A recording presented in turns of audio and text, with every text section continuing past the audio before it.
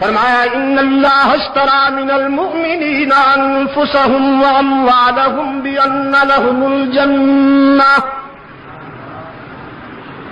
يقاتلون في سبيل الله فيقتلون ويقتلون وعدا عليه حقا في التوراة والإنجيل والقرآن فمن أوفى بعهده من الله فاستبشروا. کیا کہا؟ فاستبشروا. جس نے اللہ سے کیا ہوا وعدہ پورا کر دیا پیغمبر اسے بشارت دے دیجئے، اسے خوشخبری دے دیجئے. بِبَيْعِكُمُ الَّذِي بَايَعْتُمْ بِهِ. یہ وہ تجارت ہے کہ اس میں منافع ہی منافع ہے. تو پھر جن کرداروں کو اللہ کی طرف سے بشارت ملے، پشاور کے روشن ضمیروں، جن کرداروں کو اللہ کی طرف سے خوشخبری ملے، وہ کردار قابل ماتم ہے یا قابل فخر؟ فاروق اعظم قابل ماتم ہے یا قابل فخر؟ عثمان قابل ماتم ہے یا قابل فخر؟ حالانکہ مظلومیت کا یہ عالم ہے کہ کربلا میں 3 دن پانی بند اور مدینہ کے شہید کے لیے 40 دن پانی بند.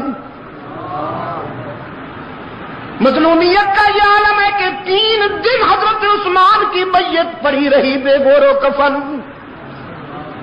تحریک منافقت کے درندے کسی کو قریب نہیں آنے دیتے.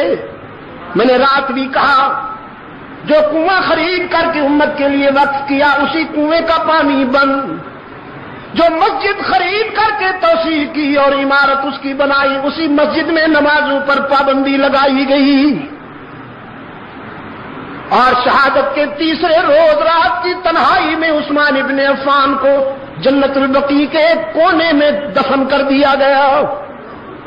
لیکن اس قدر مظلومیت کے باوجود، اس قدر دردناک شہادت کے باوجود ہمارا عثمان قابل ماتم نہیں، قابل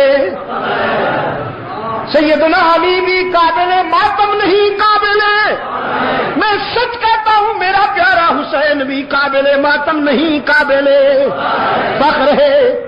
ماتم منافقین کے لیے، ماتم ظالموں کے لیے، ماتم ہارنے والوں کے لیے حسین نے جان دے کر جیت لیا. حسین نے دنیا کی فانی زندگی دے کر ابدی زندگی حاصل کر لی. وہ گلشن ارم کا مہکتا پھول ہے، جنت میں مسکراتے ہوئے نظر آتے ہیں. رحمت عالم کے دامن رحمت میں بیٹھا ہوا حسین فتح و کامرانی کی بشارتوں میں نظر آتا ہے. میں اس پہ کیوں ماتم کروں؟ مجھے اس پہ فخر تھا، فخر ہے اور فخر رہے گا.